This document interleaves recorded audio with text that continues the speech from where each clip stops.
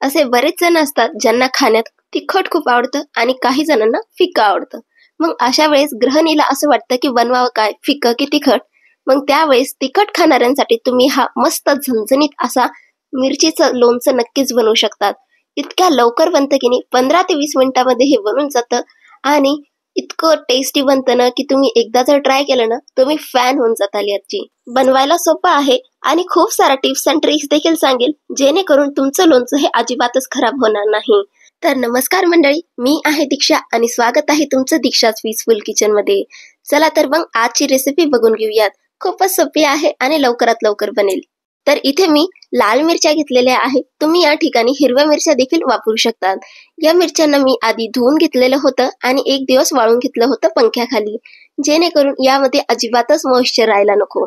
सांगायचं तात्पर्य एवढंच, जर यामध्ये पाण्याचा एकही अंश राहिला तर हे लोणचं लगेचच खराब होईल. त्यामुळे मेक शुअर करा की यामध्ये अजिबात पाणी राहायला नको. आता ही जी मिरची आहे ती हलकीशी तिखट आहे. या ठिकाणी तुम्ही पोपटी कलरच्या ज्या मिरच्या येतात हिरव्या, त्या देखील वापरू शकतात. त्या हलक्याशा फिक्क्या असतात खाण्यामध्ये. हेच लोणचं तुम्ही हिरव्या मिरचीने जर केलं तर एक टीप लक्षात घ्या, जर मिरचीचा कलर हा जितका गडद असेल तितकीच ती मिरची तिखट आणि जितका तो फिका कलर होत जाईल तितकीच मिरची फिकी असते. त्यामुळे ही टीप जर लक्षात घेतली तर तुमचं लोणचं बनवायला तुम्हाला अजिबात अडचण येणार नाही. आता ही जी मिरची आहे याची आपण देठ काढून घेऊयात, कारण की सगळ्यात आधी मिरचीचं देठ खराब होतं आणि नंतर मिरची खराब होते. देठ आपल्याला मिरची धुवून झाल्यानंतरच काढायचे आहे, नाहीतर मिरची आपण धुतली देठ काढल्यानंतर तर त्यामध्ये पाणी जाईल आणि मिरच्या या खराब होतील. आता खूप वेळेस असं होतं, मिरच्या जेव्हा आपण कापतो त्यावेळेस हाताची आग होते. तर माझ्याकडे एक टीप आहे, ज्यावेळेस तुम्ही मिरच्या हाताने कापाल त्यावेळेस हाताला मोहरीचं तेल किंवा लिंबू चोळा, जेणेकरून तुमच्या हाताची अजिबात आग होणार नाही आणि मिरच्या कापायला देखील तुम्हाला सोपं जाईल.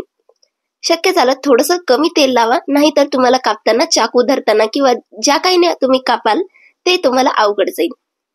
तर हे मी चांगल्या प्रकारे बोटांना चोळून घेतलेलं आहे. आता आपण काय करू, या मिरच्या थोड्याशा वाकड्या तिकड्या आहेत, तर यांना कापण्यासाठी मी कैचीचा वापर करत आहे. याने मिरच्या कापायला खूप जास्त सोपं जातं. आणि जर ही मिरची खूप जर लांब असेल तर याला तुम्ही अर्ध्या पोर्शन मध्ये अजून कट करून घ्या, काही अशा प्रकारे. जर मिरची लांब असेल तर, जर नसेल तर तुम्ही एक स्लिट मारली तरीही देखील चालेल. तर आज मी इथे 100 ग्राम इतपत मिरचीचं लोणचं बनवणार आहे. त्यामुळे यामध्ये मी अजिबातच तेल वगैरे घालणार नाही. कमी दिवसासाठी आहे, त्यामुळे यामध्ये अधिक जास्त प्रिझर्वेटिव्ह घालायची गरज पडणार नाही. जर तुम्हाला ही मिरची जास्त दिवसासाठी स्टोअर करायची असेल तर त्यासाठी देखील मी तुम्हाला टिप पुढे सांगेलच. तर इथे मी सर्व मिरच्या अशा स्लिट करून घेतलेल्या आहे. चला तर मग आता पुढची स्टेप करूयात. आता मिरच्या या 2 प्रकारे सॉफ्ट केल्या जातात, एक लिंबाचा रस वापरून आणि दुसरं विनेगरचं वापरून. लिंबाचा रस जर तुम्ही वापरला तर त्याला तुम्हाला 2 ते 3 दिवस उन्हात ठेवावं लागेल, त्यावेळेस या मिरच्या सॉफ्ट पडतील. पण हे इन्स्टंट आहे, त्यामुळे मी येथे 1/4 कप इतपत विनेगर घेतलेलं आहे. हे नॉर्मल विनेगर आहे, सिंथेटिक. आता यामध्ये चवीनुसार मीठ घालूयात. यामुळे काय होईल, मीठ आणि विनेगर हे आपल्या मिरच्या सॉफ्ट करायला सुरुवात करतील. जर तुम्ही लिंबाचा रस घातला तर तुम्हाला याला सॉफ्ट करायला वेळ लागेल, पण हे इन्स्टंट आहे म्हणून मी इथे विनेगरचा वापर करत आहे. विनेगर इथे प्रिझर्वेटिव्हचं काम करेल, त्यामुळे आपलं लोणचं हे खराब होणार नाही. आता या दोन्ही इन्ग्रेडियंटला आपण मस्तपैकी मिरच्यांसोबत कोट करून घेईल इतपत याला मिक्स करून घेऊयात आणि थोड्या वेळासाठी याला साईडला ठेवून देऊ. तोपर्यंत या मिरचींसाठी आपण एक मसाला बनवून घेऊयात. तर इथे मी एक पॅन चढवलेला आहे, त्यामध्ये मी 3 चमचे बडीशोप घेतलेली आहे. ही कच्ची बडीशोप आहे. त्याचबरोबर मी इथे 1 चमचा इतपत जिरे घेतलेला आहे आणि थोडीशी मी इथे मेथी घेतलेली आहे. मेथीच्या दाण्यामध्ये अँटी फंगल प्रॉपर्टीज असते, त्यामुळे लोणच्याला बुरशी लागवण्यापासून हे दाणे वाचवतात. म्हणून थोडीफार की क्वांटिटी मध्ये तुम्हाला मेथी दाणे नक्कीच घालायचे आहे. या सर्व इन्ग्रेडियंटला आपल्याला एकदम हलक्या आचेवरती 1 ते 2 मिनिटांसाठी भाजून घ्यायचं आहे. थोडक्यात आपल्याला यातलं एक्सेस जे मॉइश्चर असेल ते काढून घ्यायचंय. असं केल्याने काय होईल, आपलं जे लोणचं आहे त्यामध्ये मॉइश्चर येणार नाही आणि लोणचं लांब काळासाठी टिकेल. याला आपण एक छोट्याशा मिक्सरच्या भांड्यामध्ये ऍड करूयात. आता यामध्ये मी जी पिवळी मोहरी असते ती घालत आहे. तर इथे मी 2 चमचे इतपत पिवळी मोहरी घालत आहे आणि त्याचबरोबर मी इथे 1 ते 2 चमचे इतपत जी रेग्युलर मोहरी असते त्याचा वापर करत आहे. या ठिकाणी तुमच्याकडे पिवळी मोहरी जर नसेल तर ती देखील तुम्ही स्किप करू शकतात. आता या वाटणाला आपण अगदी दरदरीत असं वाटून घेऊयात. बघू शकता थोडक्यात आपल्याला याची भरड करून घ्यायची आहे, काही अशा प्रकारे. चला तर मग लोणचाचा मसाला तयार आहे. चला तर आता याला असेंबल करून घेऊयात. बघू शकताय मिरच्या इथे हलक्याशा सॉफ्ट झालेल्या आहेत. आता यामध्ये आपण थोडे थोडे करून हे मसाल्याचं घालून घेऊया. मी पहिले थोडासा मसाला घातलेला आहे, अर्धा पोर्शन, आणि याला मिक्स करत आहे. आता यामध्ये याचा मेन इन्ग्रेडियंट म्हणजेच जो कळंजी असते ते मी इथं छोटा चमचा घातलेली आहे. त्याचबरोबर मी येथे थोडंसं हिंग घातलेलं आहे.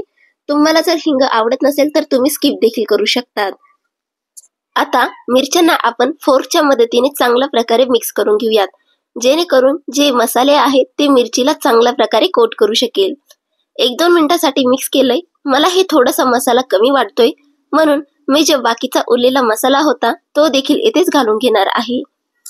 परत एकदा मिक्स करून घेऊ मस्त प्रकारे. आणि बघू शकतात आपलं लोणचं जो आहे तो तयार आहे.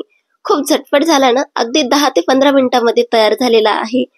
बघू शकतात मसाले अगदी किती छान कोट झालेले आहे. याला मी तुम्हाला जवळून दाखवते. हे बघा, लोणचं तर तयार आहे. चला तर मग याला स्टोअर करून घेऊयात. तर याला स्टोअर करण्यासाठी तुम्हाला काचेच्या बरणीचा वापर करायचा आहे. त्याला आधी स्वच्छ धुवून घ्या, वाळवून घ्या आणि स्टरलाइज करून घ्या, जेणेकरून यामध्ये फंगस लागणार नाही. आता या स्वच्छ बरणीमध्ये आपण हे घालून घेऊयात. तर हे जर लोणचं तुम्हाला जर जास्त दिवसासाठी टिकवायचं असेल तर त्यासाठी टिप. तर यामध्ये काय करायचं, तुम्ही अर्धा कप किंवा 120 ml मोहरीचं तेल कडकडीत गरम करायचं आणि ते धुवेदार गरम झालं की थंड करायचं आणि यामध्ये ओतून टाकायचं. म्हणजेच वरतून आपलं हे लोणचं सीड होईल आणि बस तयार आहे आपलं मस्त झणझणीत असं मिरचीचं लोणचं. एकदा ही रेसिपी नक्कीच ट्राय करा आणि कशी वाटली रेसिपी मला कमेंट करून नक्कीच सांगा. चला तर मग पुन्हा भेटू.